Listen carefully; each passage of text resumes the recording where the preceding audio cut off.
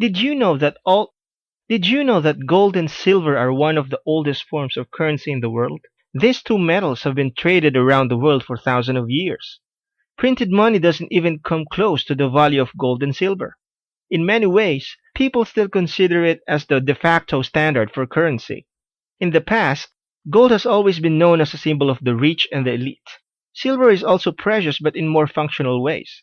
Gold, we see it as jewelry and silver as silverware. Gold and silver is a sign of money and power. They are soft enough to be molded into different forms, and its form gives beauty that entrances people. Unlike currency in the form of paper money, you can't print it out of thin air, so it is inherently valuable. The gold standard is what governments use as a comparison of currency. When a government is using the gold standard, it means that they are basing their currency and valuations on a worth equal to an amount in precious metals, namely gold and silver. The United States used to use the gold standard. In our next video, we will look at why the price of gold and silver is rising.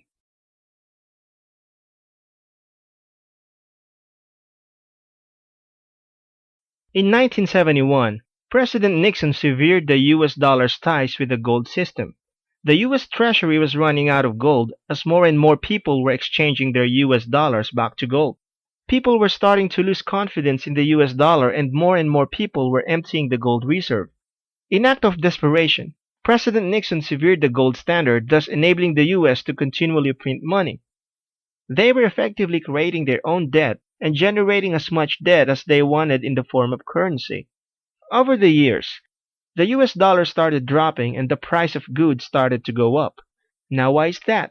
It is because the US dollar is continually losing its value to the point that, compared to 40 years ago, the US dollar is only worth a fraction of what it used to be. Because currency starts to lose its value, especially with the whole world's currencies, hedged against the US dollar, the price of gold and silver starts rising at an astronomical rate. The demand for gold and silver starts increasing, and the increased demand for it spikes up the price even more. In our next video, we will look at the advantages and disadvantages of investing in gold and silver.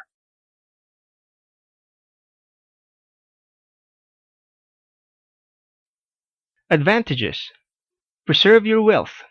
Anyone can trade gold for any other currency if anything happens to a country's currency.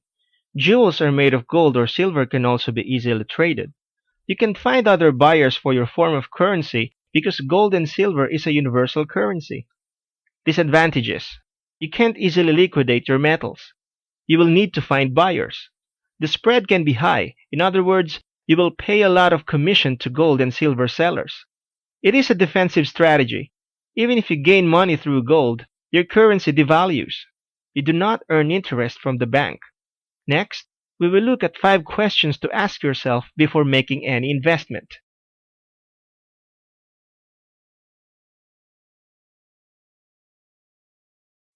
Am I looking for a quick cash, or am I in this for the long haul? Are the metals I'm buying genuine, real, authentic? Are you buying at a low or at high? Are you buying paper metals or real bullion? Have I diversified my portfolios enough? Don't put all your investments in one basket. In our next video, we will look at the psychology for any precious metal trade.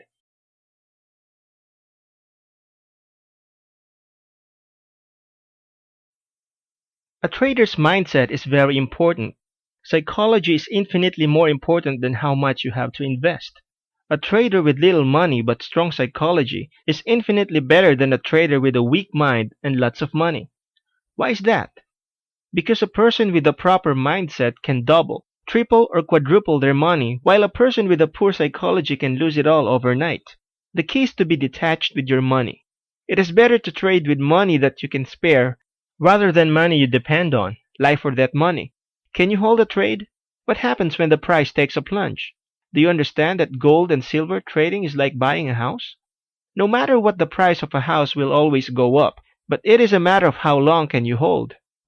Above all, remember not to rely on gold and silver trading as your only source of income. Most people, when they put all their eggs in one basket, make bad decisions because it represents all or most of their wealth. When you have income coming in from diverse locations, or even other commodities you are trading with, you will make better decisions. Knowing when to exit is critical as well. If you feel that you have earned enough, it's better to cut the trade and invest it in another commodity. Likewise, it is okay to cut your losses and invest elsewhere. Next, we will look at why you should invest in gold and silver now.